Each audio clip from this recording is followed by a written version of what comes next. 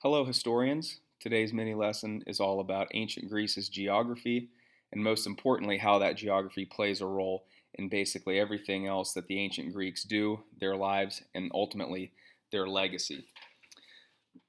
As far as the physical geography of ancient Greece is concerned, it's really pretty simple. It's essentially one big rock. When you look at the mainland of Greece, Peloponnesus, and all the islands, you can see just from this piece of artwork with the various labels of the different locations and city-states within ancient Greece or the country of Greece itself today. There's very little flat land. There's very little fresh water sources. This is an incredibly difficult place to live. As a result, when the population starts to increase and there's more people there, but there's still that small amount of space that's fertile, and there's still all these challenges with this rocky mountainous terrain, it puts the Greeks in a position where they can stay here and they can die, or they can start to leave and take their Greek ideas and their Greek culture outside of Greece and find new places to live. That's where colonization comes in. The Greeks make the choice to colonize because they have to. It really wasn't a matter of preference. So you can see from this diagram, they go all over the place throughout the Mediterranean region. They end up in coastal areas of present-day Turkey, northern Africa, parts of Spain, parts of France, parts of Italy, all around the Black Sea. And in the process of doing this, they're taking all of their great ideas with them. You're probably already aware of and have already learned about some of the many Greek achievements and the things that the Greeks were known for and the things that they created that were the best of the best at that time period and were so great they're still relevant today.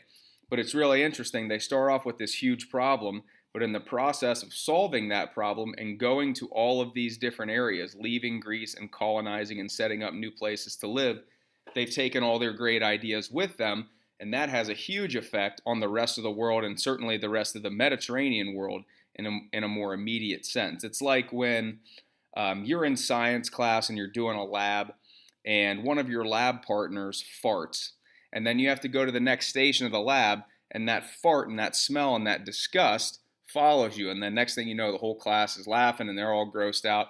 That's kind of what happens with the Greeks in colonization, except in a good way and not in a disgusting way. As they travel all throughout the Mediterranean world to find new places to live, all of these little red areas, they're taking all their great ideas with them. Extremely impressive architects, designers in terms of the theaters that they would put together and the science involved in that process. Direct democracy, coming up with the idea that people could rule themselves instead of having to be ruled by a king or an oligarch or a tyrant. Philosophy, deep thinkers, the Olympics, different forms of entertainment, artwork. We could go on and on and on and on. But the point is, these Greek achievements might not be considered as impressive as they were if they weren't taken from Greece all throughout the Mediterranean world and eventually well beyond the Mediterranean world, something that we'll talk about at the end of the year, if they weren't faced with these problems with their geography. So in closing, the geography of Greece, extremely rocky, extremely mountainous, very, very tough place to live. It affects how they live and where they live. The Greeks will leave Greece. They're going to different places to set up a colony, a place for them to live, where they're going to maintain their Greek ideas and customs and culture. And in the process of all that moving around, they take with them their Greek achievements and their great ideas, and that causes the overall progress of the Mediterranean world to increase dramatically